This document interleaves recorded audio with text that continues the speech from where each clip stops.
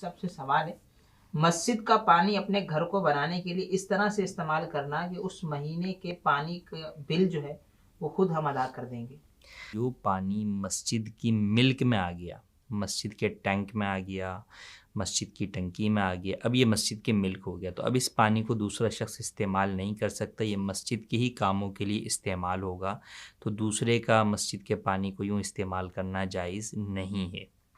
अच्छा, डायरेक्ट अगर मस्जिद से भरेगा तो भी उसके अंदर मस्जिद की लाइट, बिजली, ये सारी चीज़ें इस्तेमाल होंगी, तो इसकी भी इजाज़त नहीं है। मसाजिद अल्लाह तबारक व तआला का घर हैं, इसकी जितनी भी चीज़ें हैं वो तमाम वक्फ़ के अहकाम रखती हैं।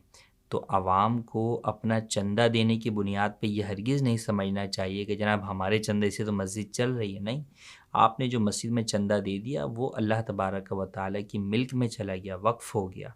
अब वो उन्हीं उमूर में ख़र्च होगा जो कि उस चंदे के मसारिफ़ हैं। आपका उसे इस्तेमाल करना पैसे देकर भी जायज़ नहीं। इसी तरह फ़कत ये पानी नहीं, कई लोग मस्जिद की सीढ़ी या मस्जिद की दरियाँ या मस्जिद के मुख्तलिफ़ सामान इस्तेमाल करने के लिए तकाज़ा करते हैं कि भाई मस्जिद में ये फ़ारिग तो रखी हुई है, दे दें, हम पैसे दे देंगे तो ये 4 पैसे ही आएँगे। तो यहाँ पर मस्जिद को नफ़ा देने का मकसद नहीं है, नफ़ा भले हो जब भी इजाज़त नहीं, क्योंकि मसाजिद की ये चीज़ें किराए पर देने के लिए नहीं है।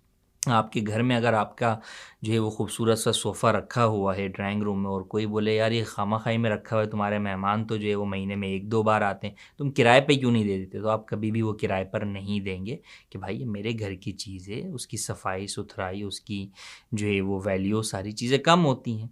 तो अंडरस्टूड सी बात है, जिस तरह आप अपने घर की चीज़ों की हिफाज़त करते हैं, इसी तरह मसाजिद की भी जो चीज़ें हैं अगरचे वो खाली रखी हुई हैं, उनका कोई काम या इस्तेमाल इतना ज़्यादा नहीं है, उनको बहरहाल आपको इस बात की इजाज़त नहीं है कि आप मुफ़्त में इस्तेमाल करें या पैसे देकर इस्तेमाल करें, दोनों ही सूरतों में इसकी हरगिज़ इजाज़त नहीं है।